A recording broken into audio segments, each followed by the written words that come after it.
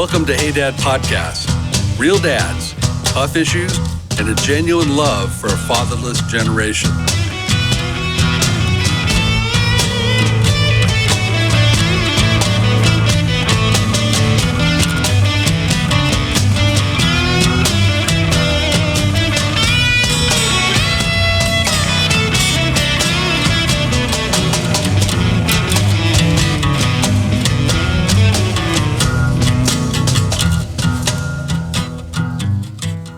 Hello, everyone, and welcome to Hey Dad Podcast. I'm Rick Rivera. I'm here with Chris Lawler. Hello. And Frank Lamelli. How are you guys? My two brothers, and I'm blessed to have them here with us. So, guys, today, interesting subject, regrets. And then really, how do you get through it? And how do you move on? How do you forgive? And so we just wanted to share some stories of regrets we've had in our lives. Everyone has regrets. And so I know this will apply to everyone. I think my story is a little bit lighter, and there's plenty of regrets. But just when I think about this segment, I have a regret, although it hit me hard. But it's on the lighter side. Let me go first in case you guys go heavy. Okay. You know, guys. So start punching. Yeah. So when I was 22 years old, my best friend got married, and it was a huge wedding. I mean, there were about 300 people, and it was at a nice hotel, and it was beautiful, and I was his best man. Okay, I'm not sure how to frame the story. I was nervous about giving the speech in front of 300 people. So I'm knocking back beers, right, because they had an open bar. So I'm knocking back beers, and I got a little drunk. Okay, I really am this way. I don't really have a mean bone in my body. I mean, I could get angry and stuff, but I mean, I never want to hurt anyone. I never mess with people in a bad way. And so I'm sitting there, got a little drunk, and I go up to give the speech. So, okay, it's a story that's hard to unfold, but bear with me and let it unfold. So I'm sitting there, and I said, everyone, can you raise your glass to toast my best friend Steve and his wife Sandra? Right then, the crowd goes, oh, you hear this. What I did was I said the wrong name. Oh, it gets worse, bro. It gets a lot worse, unfortunately. Oh, that's awful. Yeah. That's bad, man. I hope you still feel regret. Okay. I said his ex-wife's name. Oh, gosh. No, it gets worse. She died of cancer a year before this. Oh my gosh. Yeah. And you hear the whole crowd go, oh. Okay. Wow. What did I do? Oh, and as I'm walking down, he looks at me he's ready to murder me, and his wife's crying. I didn't know how to, the words tumbled out of my mouth. I wish I could have put it back. When did you realize you said the wrong name? When the whole crowd goes, oh. Then the tumbler finally clicked in? Yeah, Oh, because my all of us were so close. His wife was a dear friend of mine, crushed me when she passed. And we weren't over it, and he married very soon after. And we weren't over it. I wasn't over it. And I didn't mean to. Oh, my God. Everyone knew I didn't do it on purpose. His mom even came and kissed me after and hugged me and said, it's okay, Rick. But he was really mad at me. I went back to my table, and I drank like a drunk monkey. I was a fool, because I was so. The funny thing is, I could not tell that story 10 years later. I never told the story, and after 10 years, I told the story the first time, and it started getting a little easier. But to this day, it kills me. I wanted to crawl under a rock. I felt horrible. I put a sting in their beautiful wedding. And my buddy forgave me, and his wife forgave me, and I was very good friends with both of them. What happened, like, in that moment after you said that and she cried and he was angry? Like, how did the wedding continue? It just moved on. Oh, it did? It's funny. His mom told me this after. She said, all of us were thinking about her, Rick. So everyone was still healing from that. And I'm not faulting him. He was in a lot of pain, and he married again real fast. And some people faulted him. I don't fault him. I saw the pain. We were roommates at the time, actually, after her passing. So I want him to be happy, but I think people understood, because everyone was the death was so devastating, because she was so young and she was such a beautiful person. Everyone was crushed by it. So like everyone just moved on. Like, okay, it happened. Let's move on. And then the music played and the dancing started and it moved on. But you know what? In that, I think what did probably help a lot was that everybody was in that healing process. Yeah. The mourning, and I think that even though it was like, what the heck are you doing? What did you just do? But after you process that, it's like, well, Well, no, it took me 10 years. Because you're really close. No, I'm saying, but them, them thinking you were really close. No, they loved me. I had a lot of good friendship equity and love equity with my friends and their families, so I knew them all well. Well, that's all good for them. But you got to carry this thing. I didn't let myself. And you carried it for freaking 10 years. 10 years. What did that do to your self-esteem? To your? I felt it's just a sting. That moment, that crowd. Oh, I can still hear it to this day. When you said that right now, that it wasn't like ooh, it was like it's got to be bad. Say that. He did not say that. And you see the words tumbling out. Why do you? And you want to take them back. Why do you think you carried it for so long? I think because I really hurt him and I really hurt his wife, and that's what I felt bad about.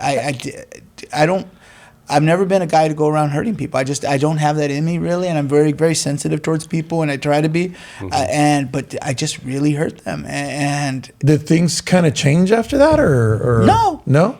So it was basically you feeling bad about what you did. It was me. Everyone forgave me. Everyone moved on, and but it was me. It was me. I'm never gonna forget that anymore. Well, imagine that standing in front of 300 people. Yeah, I was like, oh, God. I wanted to die, man. So I couldn't forgive myself. 10 years I held on to it. I didn't talk about it, and I can't remember the first time I finally talked about it, and I still felt guilty bringing it up. I didn't even want to bring it up, but then it started the healing process. So for me, finally starting to talk about it started relieving that guilt. 10 years later, And were you married at the time? 10 years later, yeah, I was married. When that happened? It was probably my wife. No, I was single at the time. Oh, okay. Yeah, I was single. So I was 21 or 22. Oh, that's... Yeah. So how did you reconcile with the bride? Oh, just gave her a hug and a kiss. I told her I'm sorry. And, it's fun.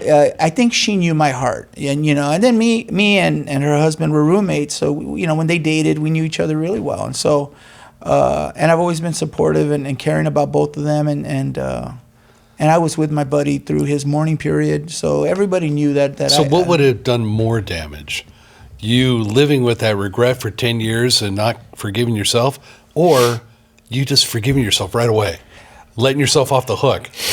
That's something I've gotten much better at, and now, like if I make a mistake, my wife will be like, Ricky, that's okay. I already forgiven myself. That was a minute ago. Yeah. I'm better at it now. I don't hang on to those things. Yeah, I was going to ask, are you still like that? I think for me, it came with life lessons. No, I'm much better at it. But let's just say that it was something pretty bad. Would you now be able to deal with it in a different way and not have to carry it? Or do you think it depends what it is? You may still take a while. I struggled with anxiety and depression for a long time, and I went through this very special course to deal with it. Yeah. And part of dealing with it was learning how to be kind to myself. I've gotten good at that. I'm really good at talking to myself the way I talk to a best friend. Hey, Rick, it's okay. You screwed up. There's worse things you could have done. It's okay. They love you. You've loved them so much. You'll get through this, and they'll forgive you. See they call it self-talking, to be kind to yourself. And so I've learned to be much kinder to. I used to beat myself up over other things, little things, and I've really learned over the years, and in dealing with my own anxiety and depression, is how to be kinder to myself, and how to talk to myself like you talk to your best friend. Like we'll tell our best friend, hey, it's okay. It happens, man. It's all good. Yeah. Ouch, it's all good. But we won't talk to ourselves that way. Yeah. I'm an idiot. How stupid. Yeah. Oh, man, why did you drink so much before? You should have. And here comes the self-criticism and the beating up yourself thing, So, but what would you tell your best friend? I would have told my best friend, hey, dude, like his mother told me, we're all mourning her. Yeah. We all feel her. That was crushing to all of us, man. You got to give yourself a break. You got crushed by her death. And I did. I crushed me. And you're still healing. I didn't know how to talk to myself that way. Now I do, though. So when I mess up now, sometimes my wife will get mad at me. I said, I made a mistake. I'm like, I'm okay with it. It's all right. Why? Because I'm kinder to myself. And I've gotten very good at giving myself a break. So I probably would have held on to that maybe a week now. and apologized 5 times, 5 cards written telling how much I'm sorry, you know, but so maybe what took 10 years will probably take me about 5 days now, that big. And you know, you brought up something important, which is a lot of men, we do this. In another recording that we did, I remember right now, you have brought up how it's really hard for us to in a sense, we kind of crawl into a corner when something happens and we don't want anybody to know, or we don't expose ourselves. We isolate ourselves, is the word you used. But with this being said, I know, me being a man, that it's really hard to forgive yourself for something that you do to someone, especially when I know that married and with kids, I've said some things that I shouldn't have said. And my family thought that it was because I didn't care that I don't come back and say I'm sorry. But that wasn't the case. And they didn't find this out about me until later. Finally, when I was able to open up, like you, start dealing with my issues through Jesus Christ, and then allowing him to minister to me and let me know that it's okay that I make mistakes. I came to them and said, it's not because I'm prideful and I don't want to say sorry. It's because I feel so bad about what I did that I can't forgive myself, and I don't even know. I myself am thinking that my sorry is not going to do you any good. Right. So I'm speaking and feeling for them. So that reminded me of that situation. Yeah, that reminds me of a country song where the guy is singing, "Lord, forgive me for everything I've done and for everything I'm gonna do." That's the truth. You know, I had my oldest son. I raised him in the church, and then he walked away from the church. And then one time we were talking, and he was upset at me because it was for my previous marriage. And so then we came back and we talked, and then he thought, I said, come back to God. And he goes, I can't. I go, why not? He goes, because God's never going to forgive me for what I've done. So see, as men, we keep that. Yeah. And we judge ourselves, and we keep ourselves from being able to come forth because we feel that we did something so bad that we're not going to be forgiven, and that's a lie. They say condemnation pushes us away from God. Yeah. Conviction draws us closer to God. I think that's a real spiritual tool of the enemy, that they'll use guilt to keep us away. How am I going to go to church? You know what I did the other night? Yeah. Really? No, that's more of a time to draw into God. It's okay to throw yourself at the feet of God, ask for mercy. Lord, I messed up, man, and I'm sorry. Yeah. And that's the way it should be. It reminds me of another thing real quick. When I came to the Lord, I had just gone through the divorce. And through a friend of mine, one of my best friends, I came to church. He had just accepted the Lord himself. It was my best friend. We used to party together. And I remember when he goes, I'm not drinking anymore, man. I just turned Christian. I'm like, be quiet. You know, it's like, what? We're going to give up our life? Huh? I go, I'm not. It'll be a cold day in hell before I ever do that, right? So then I saw that I tested him. I said, this guy's, but he married into a Christian family. And they were very serious Christians. So that was one of the requirements, right? And he loves his wife to this day. They're married. And but I remember going to church. First, it took me probably 3 months before I really then said, I got to do this. Right. But I remember in those 3 months going hungover on Sunday. And I remember that I showered and scrubbed and everything, so they wouldn't know that. But I mean, come on, dude, when a guy is plastered the night before, and I'm sitting there all sweating and, I'm feeling guilty.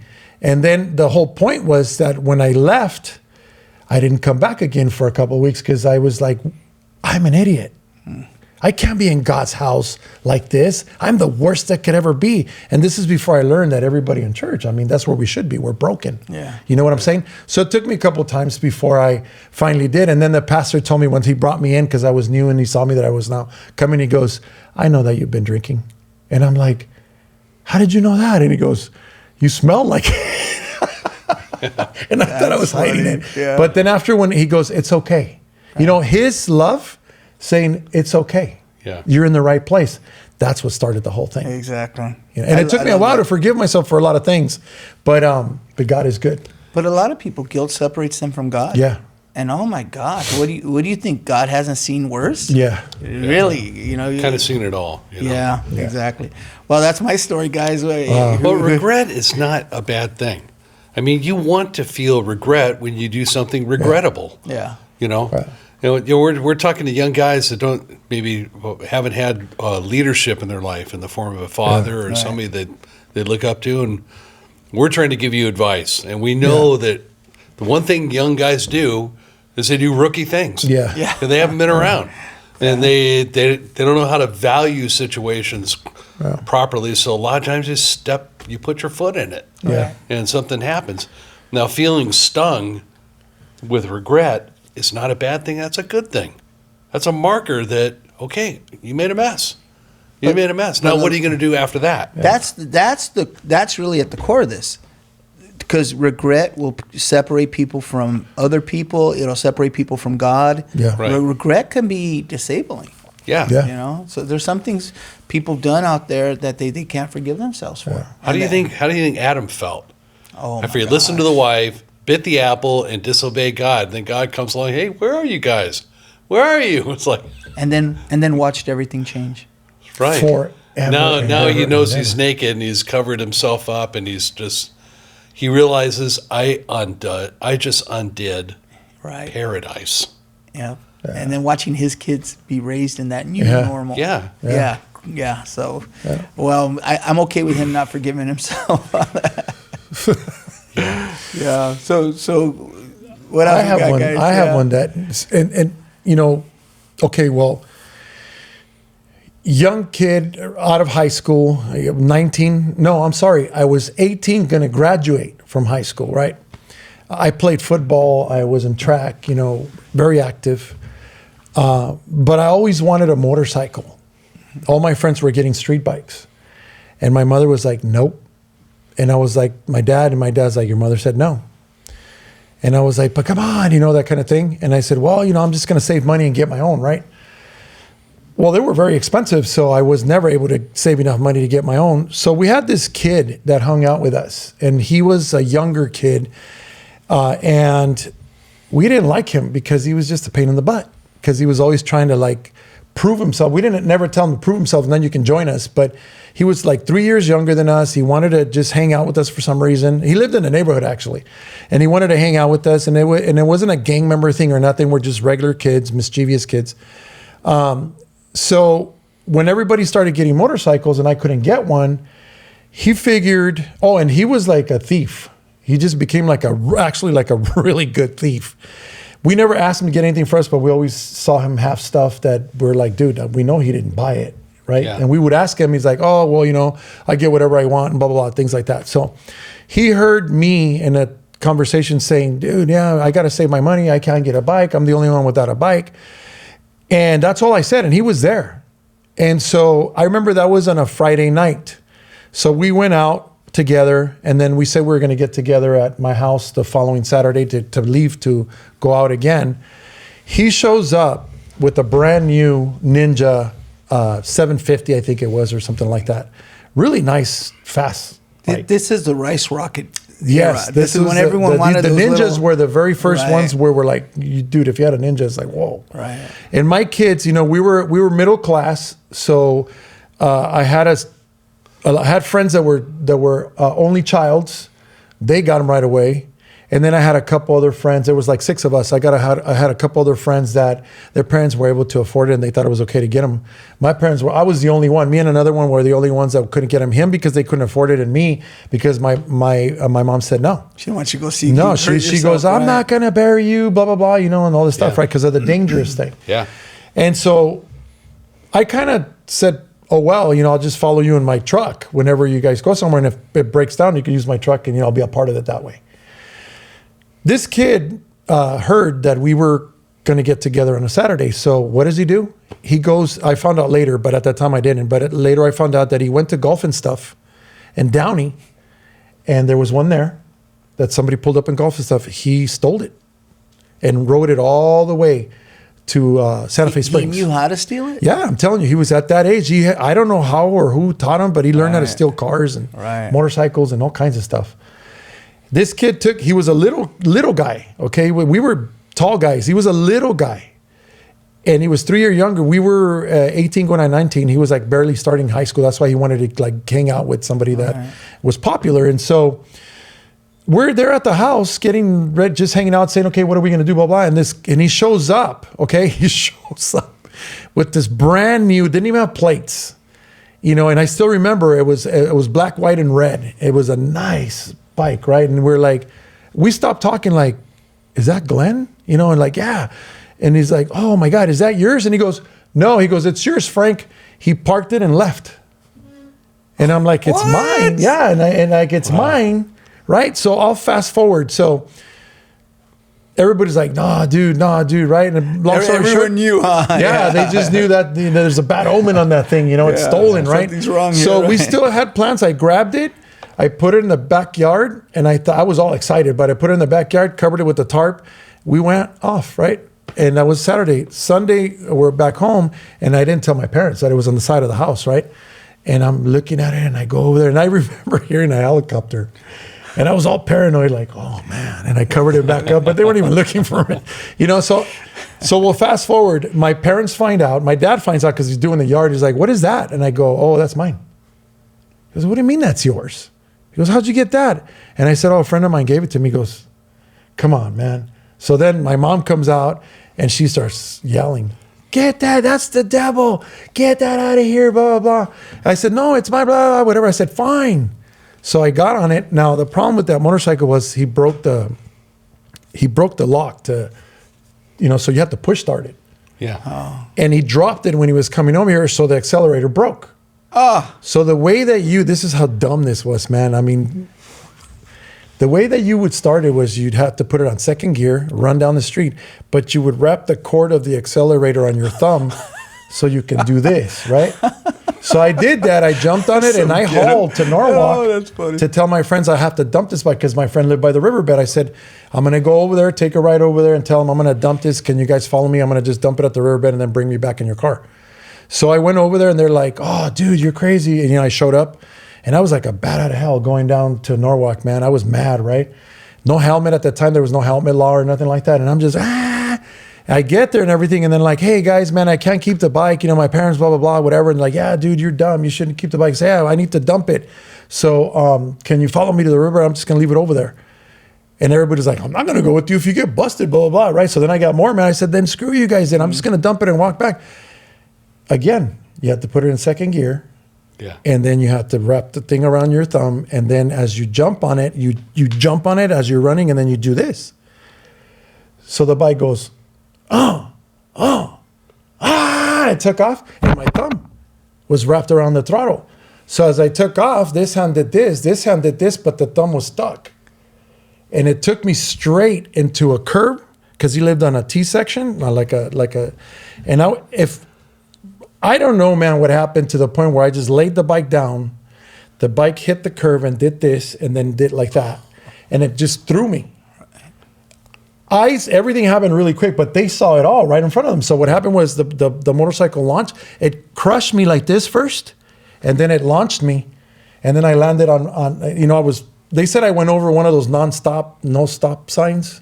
Wow. Yeah, no parking lot signs, you know. And then I came down on my arm, so I broke my shoulder, and this whole mess, right? And so then the bike blew up, whatever. And if I wouldn't have hit that curb, I would have hit the house. Wow. My regret out of that whole thing is to this day, I was going to be a firefighter. I had already passed the test. I had everything, okay, but I broke my back. And I didn't know I broke my back because I got up and I was like, and I broke my back. And so they took me to emergency. They just dropped me off in emergency, and they don't want to be in trouble with none of this. They just left me there. That's messed and I up. was actually outside, and then somebody came out like, oh my God, what's wrong with you? And I'm like, And so they got rid of the bike, whatever. And so now fast forward, I couldn't become a firefighter anymore. I went through all kinds of therapy and, pins and all that stuff. And the biggest regret was that I really wanted to be a firefighter. Oh, wow. And I passed it with flying colors. I mean, it was like my dream, and from that day forth, it took me a while to forget about, well, I mean, things happen, but I regret it so much. The whole thing from asking for a motorcycle, accepting that bike, doing everything I did up to the point where I broke my back. And forever, man, the hardest thing for me was, when you get a new car or you like a new car, all of a sudden you see them a lot. Yeah. All of a sudden, man, I would always see fire engines going somewhere. Oh, man. And every time, you don't understand how I used to. I still love them, but not like before, because I really had that vision. And but when I would see a fire engine, especially if they were like, and I see the guys in there, dude, I was like, man, it would bum me out to the point where if I was going somewhere, I was just like, forget it. Wait, but what did your mom say? Because this is her worst nightmare coming true. Well, they got a call. Yeah. And they didn't know what to expect. Like, what? Because they didn't know anything. And my dad, that's where he got high blood pressure. Ooh. Because they were told that I would be paralyzed for the rest of my life. I couldn't feel from my waist down. Wow. But me being 18 going on 19, I was like, stupid. It's like dumb. Like, it didn't even register, right? Like, what? Stupid. I'm thinking about my life. Like, I got a lot of stuff to do. My mom was just like devastated. Both of them were, but my dad got ill. And so we went through the whole thing, hospital and acupuncture and specialists and all that stuff. And it wasn't until 6 months later of being in a hospital that I jumped off a gurney. And I had always jumped off the gurney and they were mad about it. And finally, 6 months later, I actually got that tingly feel. I think it was the grace of God. Wow. Because I was pretty much done. I was supposed to be on a wheelchair from that point on. That's crazy. And so, but see, I didn't even care about that. I guess the great thing about all of this is at that moment in my life, I didn't have a relationship with God. My mom was a full-on Catholic. She was always trying to get me to, she says, I'm not going to die until you accept the Lord. And that's another story, but that happened. Got out, had very minor issues with my back. I was very lucky. To this day now, man, when I see a fire engine and I see those guys, now it doesn't bum me out. But sometimes I think, what would have happened if I was a firefighter? Yeah. Like, would I have died is that the reason why God maybe kept me from that? Because maybe my life would have been cut short and he had a different plan for me? Or you know what? Or maybe I wouldn't have, because you have to take a mental test and they put you in situations, very awful situations where they tell you about, babies, burnt babies and things like that, right? And they say that that's where a lot of firefighters, once they actually go through that, just like a cop being shot, once you experience that the rate of divorce in the fire department is higher than the police department. And so I kind of think now, and I say, I still love fire engines. I see these guys, man. I'm always like, hey guys, thank you for what you're doing. I have so much respect for them, and then I see these young bucks that I know they just got in there, these tall dudes, and they have all their gear and they're shopping for groceries. I'm like, dude, that's cool, man. But now I understand that because of my journey in my life with Christ, I understand that he knew there was something better for whatever that reason was. And he knew that, that was the desire I had. But there was a greater desire that I was going to have. Maybe being a firefighter would have kept me from a relationship with the Lord. You know what I'm saying? I want to challenge you on this. Okay. Because I think, what if you would have become a firefighter and been one of the best ones ever? Yeah. And saved people's lives. Well, I believe that's what I would be. Lived a full life and became a captain at some point. Yeah. And that's what I pictured for myself for a long time. I know you, and I see that possibility. Yeah, I don't see the ones like, well, God orchestrated that so that something horrible wouldn't happen to me. Well, I think I was saying that to make it better on me. Exactly. Yeah. Exactly. But you know what? One of the things that I've prayed for many years to the Lord, once I started having that intimate relationship, is I always used to pray and say, Lord, I want to be a warrior for you. Yeah. Because my favorite, if I could have picked what era to be born in, would have been when the Vikings, the knights. I would want to be a knight of the round table. That's the kind of thing, the mentality that I've had. Right on. And so I believed, that I would run into that burning building and go and get these people out. That's the kind of person I believe that I could be. And I also believe that at a very young age, I could become a chief and then train these guys and have that A team, like that Yeah. All-American team, that I don't know. I always thought that. Well, here's the nature of regret, because that possibility might very well. You better have been stop right it, there. man. Or I'm I know. But No, I'm here's the kidding, I'm value of kidding. it. Start working Is that look, we're talking to guys that maybe they already done something that if we knew what they did, maybe curl our hair. Yeah. Yeah. And they're wondering, what do I do with this thing? Yeah. I have this thing that has changed my life, and I can't tell anybody for whatever reasons. I'm trying to preserve my own self-esteem or my image with people, and I'm trying to control the damage. I start a fire, I can't totally put it out, Yeah. but I'm trying to tamp it down. Yeah. I did that for a long time. Look, Yeah. regret, it happened. Yeah. It was a thing that happened. And Yeah. what happened is, for whatever reason, a tiny little decision, not a big, Yeah. huge character flaw Yeah. decision, a tiny little decision put you on rails that a sequence of events just cascaded all the way down and took a chance away. And see, I used to take myself all the way back to that decision. I thought if I Yes. would have never done this for a long time, I was there. Right. Like, dummy. I used to call myself worse Yeah. things, but Yeah. why did you choose that, man? You Well, had it. Look, I think there's beauty in that. I'll segue into my story. That's pretty tough. When I was a kid, I grew up with three sisters, and my mom was an alcoholic, drug addict. My dad was in and out of the house all the time. Most of the time he didn't live with us. Occasionally he did.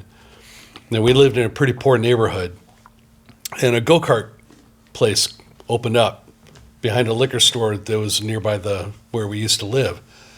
And every time we go to this liquor store, that was like our local market in Lakeview Terrace, we'd hear that go-kart and that smell and the dust, rising up and to a boy, to a 10-year-old. Yeah, that's it's like, like, oh my God. Yeah. And I would go over there just to watch the guys, but it was, it cost money to ride. Yeah.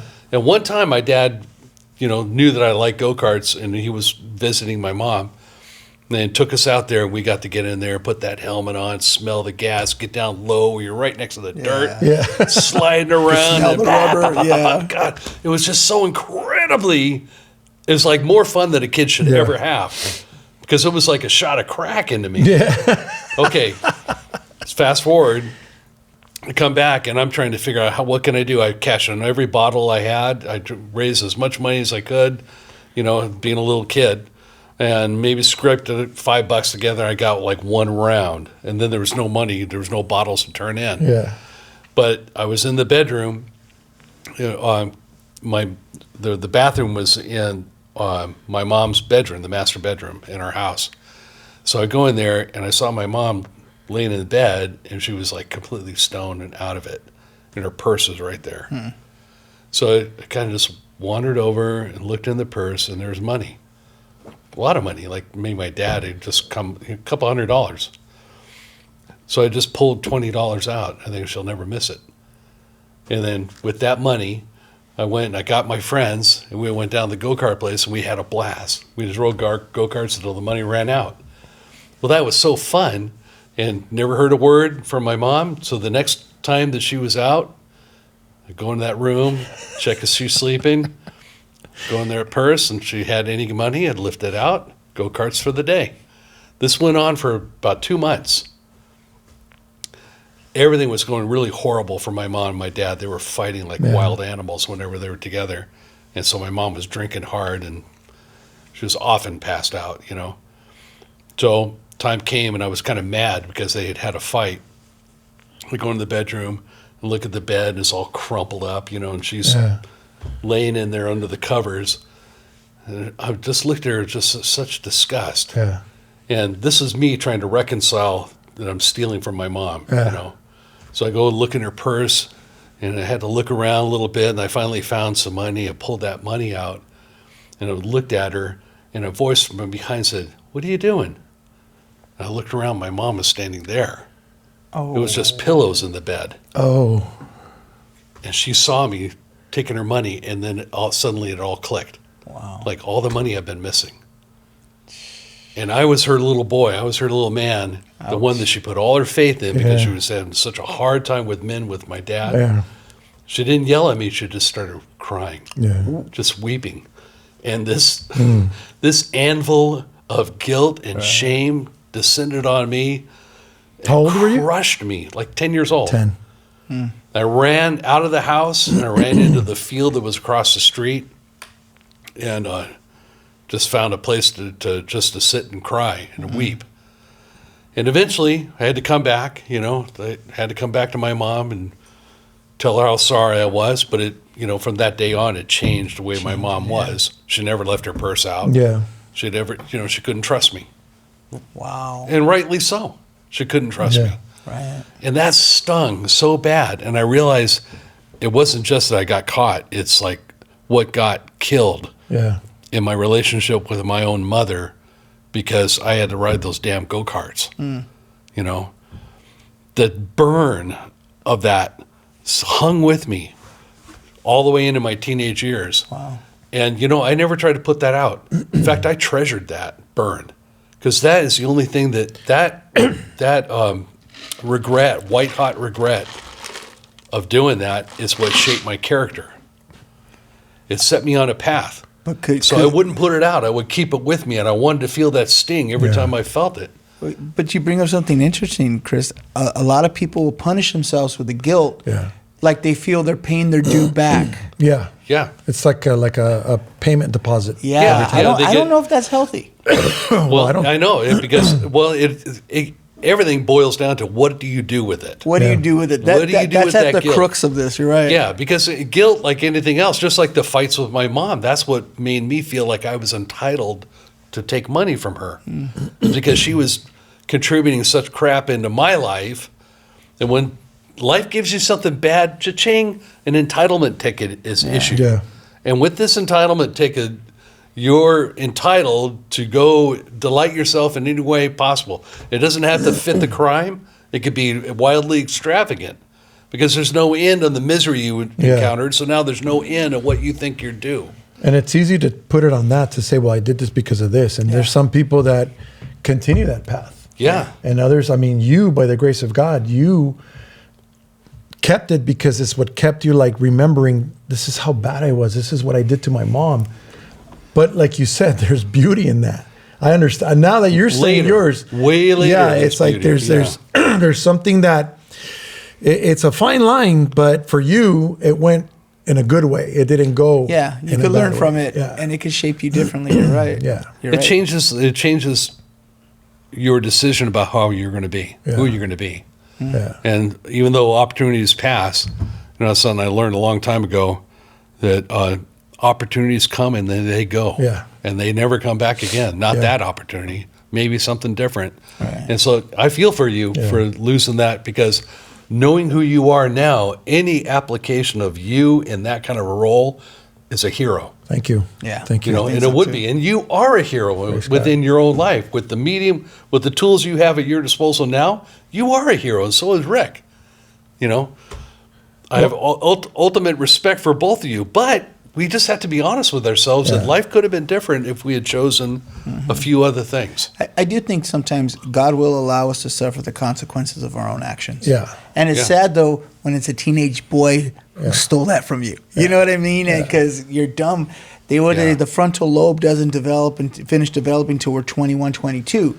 Right. That's why younger kids do such stupid things. The decision-making factor of the brain isn't formed well enough to make a smart decision. Yeah. That's stolen. I'm not touching that. You know what I mean? Like, right. and you wrapping a throttle cable around your thumb. Well, yeah, really? Dude.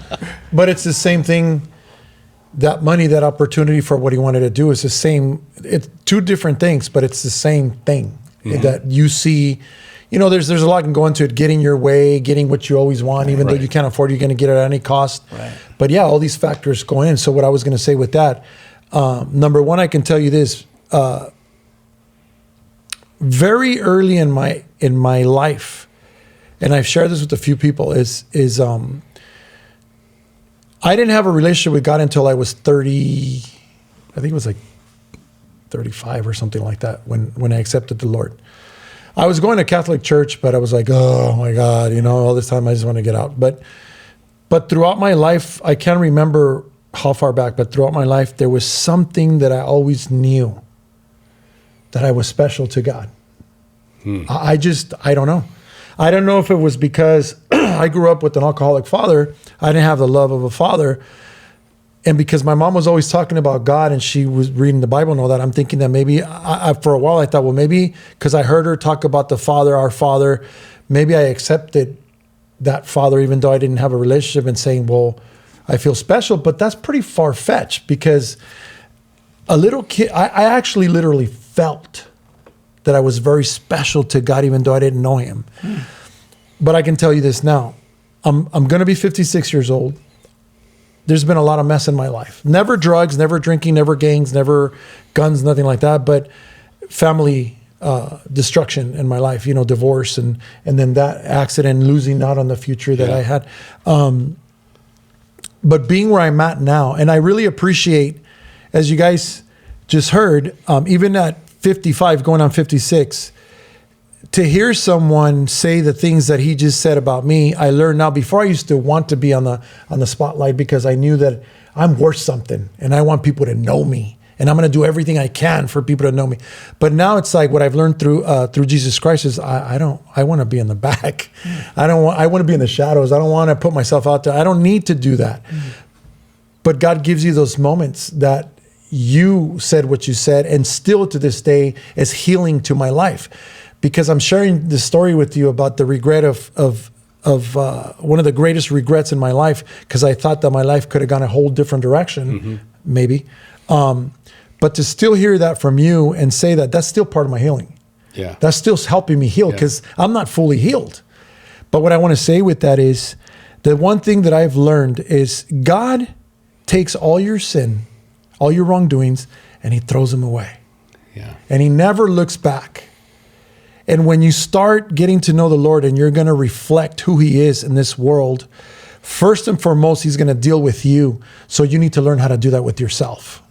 That's why there's even murderers on death row, our brothers that are severely broken and made a horrible mistake, and they come to Christ and they're able to forgive themselves. They still got to deal with the consequences, but at least they accept the Lord. They forgive themselves. They know that God forgives them, and their life changes even though they're still in there. Yeah. And so one of the things that I want to say is, again, in another episode, we're talking about certain things about the Lord, but this is what I want to say with this is, you're going to make mistakes. It's inevitable. I mean, you're never going to be perfect. And it doesn't mean go make a mistake and like, oh, forgive me, Lord, and that's it. And you go, no, you got to learn from that and not repeat that. And by the same token, the mistakes that you made and your failures later in life, Lord will pull those out, but for good.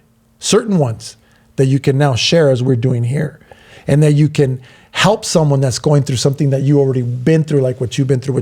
From the biggest blooper to the, you could have been paralyzed, to the situation in your home, the chaos in your home, and how long you carry that.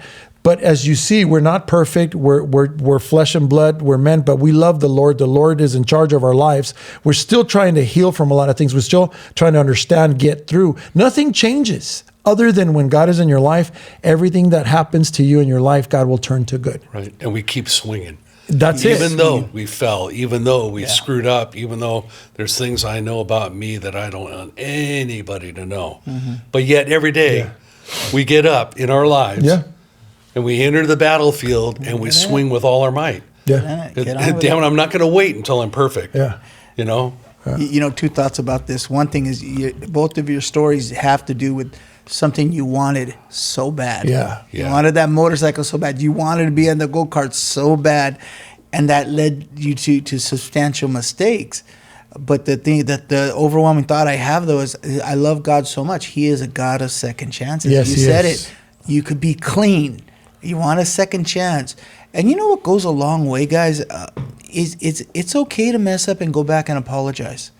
People are very kind with that. Hey, man, I screwed up. I am sorry. I mean, with my buddy, tears welling up in my eyes. I'm sorry. I couldn't even say the words. He knew that, man. Yeah. You can make it right. You can make it right. Now, someone may say, hey, I don't care about your sorry, whatever. But try try, because people for the most part are extremely forgiving, and sorry is a humility. That's man saying, hey, I screwed up, man. I am sorry. Look at any AA meeting you go into, and part of the 12 steps is dealing realistically with the things that you screwed up. Right. Yeah. So those guys, when they're in there, when you're in a drinking life, you're rolling off bummers all the time, and you're hurting people, long list of people. But they have a methodology for you to not just forgive yourself and make yourself feel better, but to literally own your mistakes, make them verbal, confess it. Acknowledge what you've done, right? Yes, and try to make amends if amends are possible. Yeah. Whatever is up to you that you can do to make amends. I respect that so much. Yeah. Because that's not just making myself feel better. That isn't just, well, everybody give me a break because I screwed up. Yeah. I had this conversation with my son James one time. He was going berserk. He entered into a phase of life when he was screaming and yelling everywhere. We talked about this in another episode. Well, he got kicked out of his program. So they couldn't deal with it because he was screaming at people. And so now he's at home all the time, and now I'm his program. Something's got to happen, so I had to take him to work with me. Right. And I started taking him to work, and he would get out of the car and charge into the home of a customer who I'm talking to, screaming at him, wanting to get at him, and I'm holding him back. Wow. He did so many showstopper type things like that. And it got him back in the van, and I'm driving, and it broke me down. I started crying because I was thinking, God, I don't know how to go through life. I don't know how to do life. But I told James, I said, I'm going to talk to you like you understand me. I'm going to pretend that you can understand every word. It's not enough for you to do this and then say sorry. Okay? Because he's good at that. He's good at always coming back and wanting to apologize, but he still doesn't have the control over himself. Yeah. And I said, here's the deal, James. If you can't control your behavior, then I will have to contain you. I'm glad that you say you're sorry. I'm glad that you apologize. That's good. But if you can't literally contain what you're doing, I have to contain you. And I'm going to restrict you. Suddenly the heavens open up, and I saw God telling me that. And what he told me is that, okay, Chris, you've been a Christian a long time. Are you just along for the ride, or you want to be something here? Because if you can't control what you actually do in this life, then I'll block you off into a corner of life where you won't make too much mess. Yeah. And it will make your life very small, and you can get through it that way in the back of the bus. Yeah. But if you ever want to do something with your life, you got to come up and you have to submit yourself to be changed and transformed. Yeah. Because your sorries, you're sweet. I'm glad you do it, but they're not enough, and they're not a substitute. Right. Interesting. Yeah. Yeah. It's true. And it's like you said, I tried to Band-Aid myself for so long, but it was like, I used to say I'm a Gemini, so I'm a two-faced person. Not meaning that I'm two-faced, but to myself. I'm two different people. Yeah. And I knew that at one moment I was just making myself feel better. But the other part of me was saying, you're a liar, dude, because that's what you wanted to do. And the thing is I had a choice to make, and I could never make it for so long. I could never make that choice. Why? Because I was trying to do that on my own. When Christ came and I put him in the middle of all of this, it was easy to, it wasn't easy per se, but it was easier to understand why I got to let it go. He transforms you into somebody different than you were before, so that you're able to do things you could never do. And look, I didn't become the firefighter that I wanted to become. I am a business owner. The Lord has so much grace, and we do very well. That doesn't matter to me anymore. I praise God that He trusts me with His finances, because my home, my money, nothing's mine. It's all His. He's just allowing me to enjoy the ride. Because now He knows I could be trusted with finances. I could be trusted with this. I could be trusted with that. But what's crazy is sometimes I sit there, in my porch there, and I think I'll go way back. I no longer think, man, what if I would have done this? What I think of it is like, man, Lord, what would have happened if I would have never chosen you? Oh my gosh, yeah. This regret would not even be anything. I would be a disaster if with the Lord I made so many mistakes.